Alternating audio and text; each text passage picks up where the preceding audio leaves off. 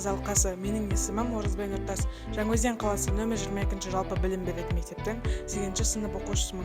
Мен бүгін сіздердің алдарыңызда экоблогер номинациясы бойынша өзімнің бейнеролигімді ұсынамын. Мен үшін экология жай ғана тақырып емес, бұл болашақ алдындағы жауапкершілік. Әр адам өз табиғатын аялау керек.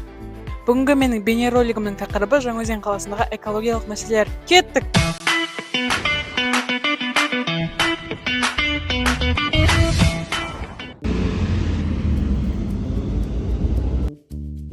Жаңаөзен қаласында басты экологиялық мәселелердің бірі ауаның ластануы. Мына көліктерден шығып жатқан түтін ауаны ластайды. Мен осы мәселені шешу үшін қоғамдық автокөліктерді көбейтуге және автокөліктерге экологиялық талаптарды енгізуді ұсынамын.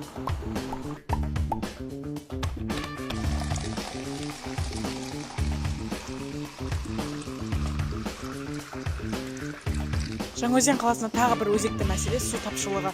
Күн жылығанда бізге су уақытымен беріледі. Судың әр тамшысы біз үшін қымбат. Сол үшін де суды ысырап етпей, оны үнемдеуіміз керек. Қаламыздағы маңызды экологиялық мәселелердің бірі ол тұрмыстық қалдықтардың көбеюі. Көшелерде, бос жерлерде, тіпті тұрғын үйлердің маңында бей-берекет тасталған қоқыс жиі кездеседі. Бұл қоршаған ортаға үлкен зиян келтіреді. Оны шешу жолдарын айтатын болсам, қоқысты сұрыптау, пластикті бөлек жинау, қайта өңдеуге тапсыру және экобелсенділік жүргізу керек деп ойлаймын.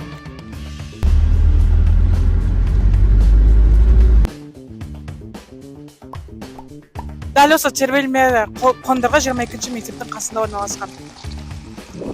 Жаңаөзен мұнай өндіріп отқан ірі қалалардың бірі. Мұнай қаланың экономикасын дамуына үлкен үлес қосып отыр, бірақ әр пайданың артында мәселе жатыр. Мұнайдың зиянына келетін болсақ, біріншіден ауаның ластануы. Мұнай өндіру кезінде атмосфераға зиянды газдар бөлінеді. Бұл ауа сапасын төмендетіп, адамдарды тыныс алу ауруларын тудыруы мүмкін. Өндіріс аймағында жағымсыз иіс пен улы булар таралады. Ұзақ уақыт әсер етсе бас ауруы, әлсіздік және аллергия пайда болуы мүмкін. Топырақ пен судың ластануы да әкеледі.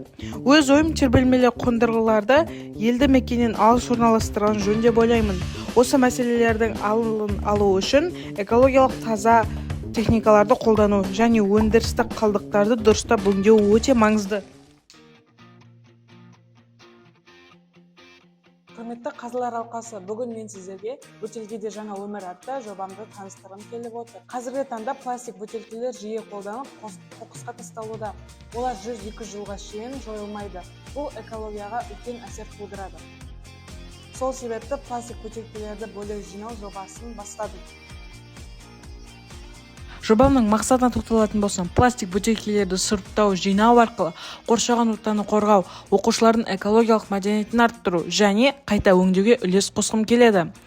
Жобамды іске асыру үшін әр сыныпта, оның ішінде 6-шы сынып оқушыларына қысқаша түсіндіру жүргіздім. Бұл тек жобамның бастамасы, ал алдағы уақытта бастауыш сынып оқушыларына түсіндіру жұмыстарын жүргіземін. Ай сайын жиналған бөтелкелерді есептеу арқылы қайта өңдеу орталығына тапсырамын. Кейбір қайта өңдеу орталықтарында бір бөтелке үшін шамамен 5 теңге берілуі мүмкін. Бұл қаражатты мектеп қажеттілігіне немесе эко-акцияларға жұмсауға болады деп ойлаймын.